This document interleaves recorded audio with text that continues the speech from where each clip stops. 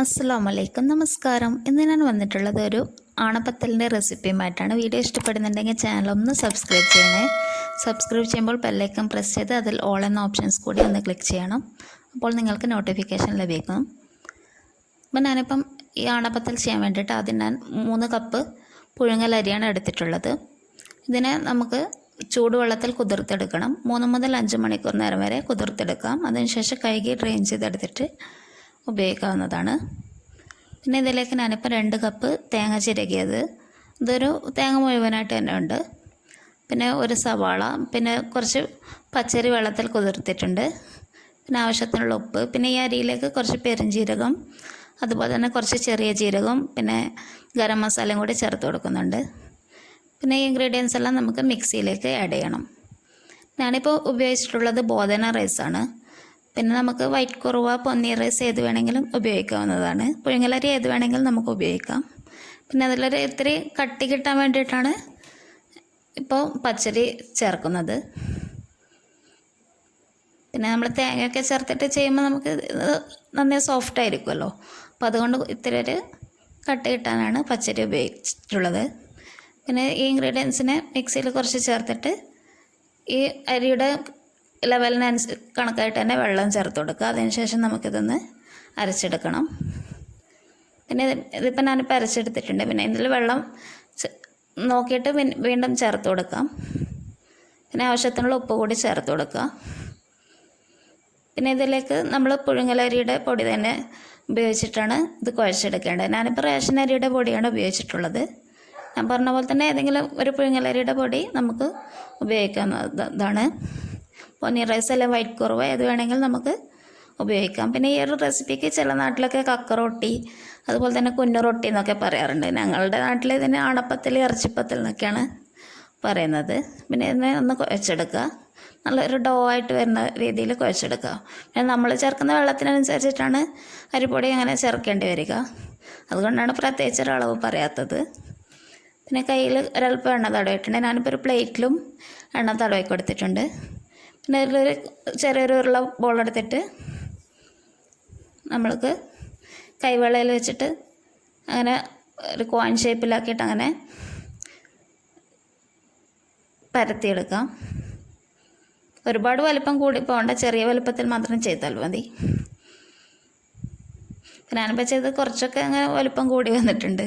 പിന്നെ റെസിപ്പീസൊക്കെ ട്രൈ ചെയ്ത് നോക്കണമെന്നുണ്ടെങ്കിൽ എല്ലാവരും അഭിപ്രായങ്ങളൊക്കെ അറിയിക്കണം. വീഡിയോ ഇഷ്ടപ്പെടുന്നുണ്ടെങ്കിൽ ലൈക്ക് ചെയ്യണം. അതുപോലെ തന്നെ ഫ്രണ്ട്സും ഫാമിലിക്കൊക്കെ ഒന്ന് വീഡിയോസൊക്കെ ഒന്ന് ഷെയർ ചെയ്ത് കൊടുക്കണേ. അപ്പോൾ ഇതേപോലെ ചെയ്യുമ്പോൾ നമുക്ക് എളുപ്പമായിരിക്കും. ഒരു ഉരുള എടുത്തിട്ട് കൈവെള്ളം അങ്ങനെ വെച്ച് കൊടുത്തിട്ട് പിന്നെ അതിൽ നിന്ന് ചെറിയൊരു പീസ് എടുത്തിട്ട് ചെയ്യുമ്പോഴേക്കും കുറച്ചുകൂടി എളുപ്പമായിട്ടുണ്ടാവുക. അപ്പോൾ ഈ ഒരു രീതിയിൽ അങ്ങനെ ചെയ്തെടുക്കാം. പിന്നെ ഇതിനെ ഞാനിപ്പോൾ ഒരു സ്റ്റീമറിലേക്ക് വെള്ളം വെച്ചിട്ടുണ്ടായിരുന്നു. അപ്പോൾ അത് തിളച്ച് വരുന്ന സമയത്ത് അതിലേക്ക് ചേർത്ത് കൊടുക്കാം. അതിനുശേഷം നമുക്ക് ഇതിനെ വേവിച്ചെടുക്കണം. ഇതിനെ മീഡിയം ടു ഹൈ ഫ്ലെയിമിൽ വെച്ചിട്ട് ഏകദേശം ഒരു 30 മിനിറ്റ് നേരം വരെ നമുക്ക് ഇതിനെ വേവിച്ചെടുക്കാം. പിന്നെ അങ്ങനെ ഒട്ടിപ്പിടിക്കണം എന്ന് തോന്നുന്നുണ്ടെങ്കിൽ കുറച്ച് ഓയിൽ ഇടയ്ക്ക് അങ്ങനെ ഒഴിച്ച് കൊടുക്കാവുന്നതാണ്. നമ്മളിങ്ങനെ ഇത് പരത്തിയെടുക്കുന്ന സമയത്ത് കുറേശ്ശെ അങ്ങനെ ഓരോ ഭാഗത്ത് അങ്ങനെ ഒഴിച്ച് കൊടുക്കാവുന്നതാണ്. പിന്നെ നമുക്ക് ഇതിലേക്ക് ബീഫ് വേവിച്ചെടുക്കണം. ഞാനിപ്പോൾ 3/4 കിലോ ബീഫാണ് എടുത്തിട്ടുള്ളത്. പിന്നെ ഇതിലേക്ക് മല്ലിയില ചേർത്ത് കൊടുത്തിട്ടുണ്ട്. പിന്നെ ഇതിലേക്ക് കുറച്ച് ഇഞ്ചി വെളുത്തുള്ളി പേസ്റ്റ് ചേർക്കുന്നുണ്ട്. അതിനുശേഷം കുറച്ച് മഞ്ഞൾപ്പൊടി ചേർത്ത് കൊടുക്കണം. പിന്നെ 2 പച്ചമുളക് ചേർക്കുന്നുണ്ട്. പിന്നെ ഇതൊക്കെ നമ്മുടെ എരിവിനനുസരിച്ചിട്ട് പച്ചമുളകൊക്കെ ചേർക്കാവുന്നതാണ്. പിന്നെ കുറച്ച് മുളക് പൊടി ചേർത്തിട്ടുണ്ട്. കൂടുതലായിട്ട് വേണ്ട, 1 സ്പൂൺ അങ്ങനെയൊക്കെ ചേർക്കാം. പിന്നെ കുറച്ച് മീറ്റ് മസാലയാണ് ചേർക്കുന്നത്. ഞാനിപ്പോൾ ഇവിടെ എഴുതിയിരിക്കുന്ന ചിക്കൻ മസാല എന്നാണ്, ക്ഷമിക്കണം. പിന്നെ കുറച്ച് കുരുമുളക് പൊടി കൂടി ചേർത്തിട്ടുണ്ട്. ആവശ്യത്തിനുള്ള ഉപ്പും ചേർത്തിട്ട് നന്നായിട്ടൊന്ന് മിക്സ് ചെയ്തെടുക്കാം. പിന്നെ ആവശ്യമുള്ളത്രയും വെള്ളം ഒഴിച്ച് കൊടുത്തിട്ട് നമുക്കിതിനെ വേവിച്ചെടുക്കാം. ഞാനിപ്പോൾ ഉപയോഗിച്ചിട്ടുള്ള ബീഫ് ഇത്തിരി വേവ് കൂടിയ ബീഫാണ്. അതുകൊണ്ട് ഒരു 7 മുതൽ 10 വിസിൽ വരെയൊക്കെ വേവിച്ചെടുക്കേണ്ടതായിട്ട് വരും. അപ്പം നമ്മളെടുക്കുന്ന ബീഫിനനുസരിച്ച് ചെയ്യാം. പിന്നെ നമുക്കിതിൻ്റെ ഗ്രേവി ചെയ്യാൻ വേണ്ടിയിട്ട് ഞാനിപ്പോൾ 2 സവാള, 2 തക്കാളി, 6 പച്ചമുളക്, കുറച്ച് ഇഞ്ചി വെളുത്തുള്ളി, കുറച്ച് കറിവേപ്പിലയൊക്കെ എടുത്തിട്ടുണ്ട്. പിന്നെ നമുക്കിതിലേക്ക് തേങ്ങ വറുത്തെടുക്കാൻ വേണ്ടിയിട്ട് ഒരു പാനിലേക്ക് ഞാനിപ്പം ഒരു 2 സ്പൂൺ വെളിച്ചെണ്ണ ആഡ് ചെയ്തിട്ടുണ്ട്. അതിൽ കുറച്ച് പെരുംജീരകവും അതുപോലെ തന്നെ 3 കുഞ്ഞുള്ളിയും ചേർത്ത് കൊടുക്കുന്നുണ്ട്. പിന്നെ ഒരു വറ്റൽമുളക് കൂടി ചേർത്ത് കൊടുത്തിട്ടുണ്ട്. ഇത് ഫ്ലെയിം നന്നായിട്ട് കുറച്ച് വെക്കാൻ വേണ്ടി ശ്രദ്ധിക്കുക.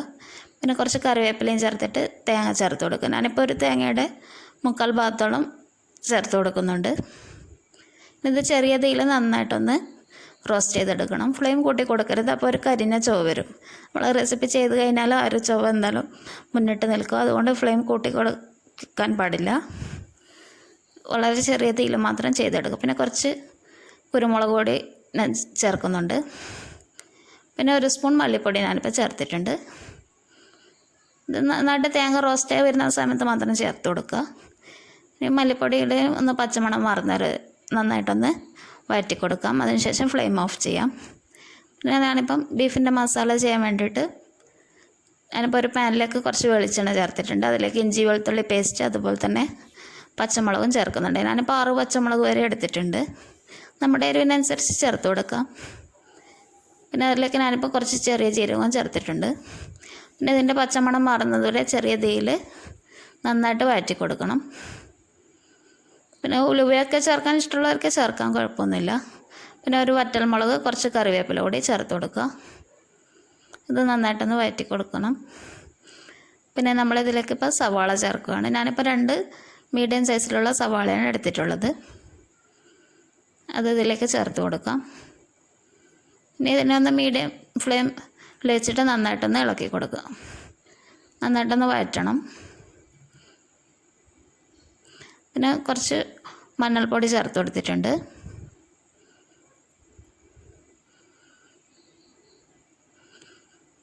പിന്നെ അതിലേക്ക് കുറച്ച് മല്ലിപ്പൊടി അതുപോലെ തന്നെ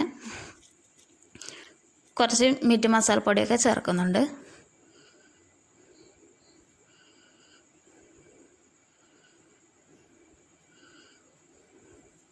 ഇനി നന്നായിട്ട് പച്ചമണം മാറുന്നത് വരെ നന്നായിട്ട് തന്നെ ഒന്ന് വഴറ്റി കൊടുക്കണം. മസാല ചേർക്കുന്ന സമയത്ത് ചെറിയ ഫ്ലെയിമിൽ മാത്രം വഴറ്റി കൊടുക്കുക, അല്ലെങ്കിൽ മസാലയൊക്കെ കരിഞ്ഞു പോകും. പിന്നെ അതിന് ശേഷം മുളക് പൊടി ചേർത്ത് കൊടുക്കുക. മുളക് പൊടി ആദ്യമേ ചേർത്ത് കൊടുക്കരുത്. മറ്റുള്ള മസാലയൊക്കെ നന്നായിട്ട് വഴന്നു വരുന്ന സമയത്ത് മാത്രം ചേർത്താൽ മതി. പിന്നെ കുറച്ച് കുരുമുളക് പൊടി കൂടി ചേർത്ത് കൊടുക്കുന്നുണ്ട്. ഇനി ഇതിൻ്റെ പച്ചമണം മാറി വരുന്ന സമയത്ത് നമുക്ക് തക്കാളി ചേർത്ത് കൊടുക്കാം. ഇനി തക്കാളി നന്നായിട്ടൊന്ന് വെന്ത് വരുന്ന വരെ ഒന്ന് ഇളക്കണം. അതിനുശേഷം ഞാനിപ്പോൾ മസാല റെഡി ആയിട്ടുണ്ട്. ഇതിൽ നിന്ന് ഞാനിപ്പോൾ കുറച്ച് ഭാഗം മസാല മാറ്റി വെച്ചിട്ടുണ്ട്. അത് നമുക്ക് തേങ്ങയുടെ കൂടെ അരക്കാൻ വേണ്ടിയിട്ടാണ്. ഇനി ഇതിലേക്ക് ഞാനിപ്പം ബീഫിൻ്റെ ഗ്രേവി ഒഴിച്ചു കൊടുക്കുകയാണ്. ഗ്രേവിയുടെ കൂടെ തന്നെ ബീഫ് ചേർത്ത് കൊടുക്കുക.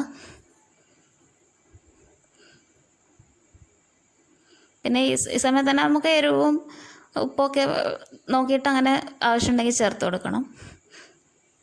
പിന്നെ ഇതിൽ ആവശ്യത്തിന് വെള്ളം കൂടി ഒഴിച്ച് കൊടുക്കണം.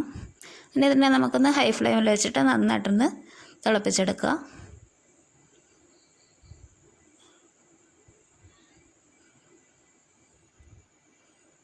ഇപ്പം നന്നായി തിളച്ച് വരുന്നുണ്ട്.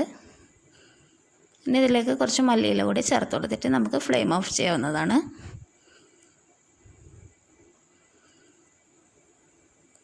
ഇനിയിപ്പോൾ ഞാനിപ്പോൾ ഒരു മിക്സിയിലേക്ക് തേങ്ങ ചേർത്ത് കൊടുക്കുന്നുണ്ട്. റോസ്റ്റ് ചെയ്ത് തേങ്ങ ചേർത്ത് കൊടുക്കുക. പിന്നെ ഇതിലേക്ക് ഞാനിപ്പോൾ മാറ്റി വെച്ച മസാല കൂടി ചേർത്ത് കൊടുക്കുന്നുണ്ട്. പിന്നെ ഇതിൽ കുറച്ച് വെള്ളം ഒഴിച്ചിട്ട് ഇതൊന്ന് അരച്ചെടുക്കുക. കൂടുതൽ വെള്ളം ഒഴിക്കേണ്ട, വളരെ കുറച്ച് മാത്രം ചേർത്താൽ മതി. ഇപ്പം നന്നായിട്ടൊന്ന് അരച്ചെടുത്തിട്ടുണ്ട്. പിന്നെ അതിന് ശേഷം നമുക്കിതിനെ ഒരു വലിയൊരു പാത്രത്തിൽ ഞാനിപ്പം ഒരല്പം നെയ്യ് ചേർത്തിട്ടുണ്ട്. ഒരു 3-4 സ്പൂൺ വരെ പശുവിൻ നെയ്യ് ചേർത്തിട്ടുണ്ട്. അതിലേക്ക് ഉള്ളി ഞാനിപ്പോൾ ഒരു സവാളയുടെ പകുതി ചേർത്തിട്ടുണ്ടായിരുന്നു മുറിച്ചിട്ട്. അത് ക്യാമറയിൽ നിന്ന് വിട്ടുപോയിട്ടുണ്ട്, ക്ഷമിക്കണം. പിന്നെ അതിലേക്ക് നമ്മൾ അരച്ചെടുത്തിട്ടുള്ള തേങ്ങ ചേർത്ത ശേഷം നന്നായി തിളച്ച് വരുന്ന സമയത്ത് നമുക്ക് വേവിച്ച് വെച്ച അരി ഇതിലേക്ക് ചേർത്ത് കൊടുക്കാം.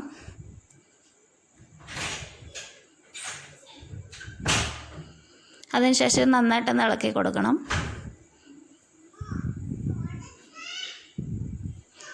ഇത് നന്നായിട്ട് ഇളക്കി കൊടുത്ത ശേഷം നമുക്കിതിലേക്ക് ബീഫ് കൂടി ചേർത്ത് കൊടുക്കുക. ഗ്രേവിയോടുകൂടി തന്നെയാണ് ചേർക്കേണ്ടത്.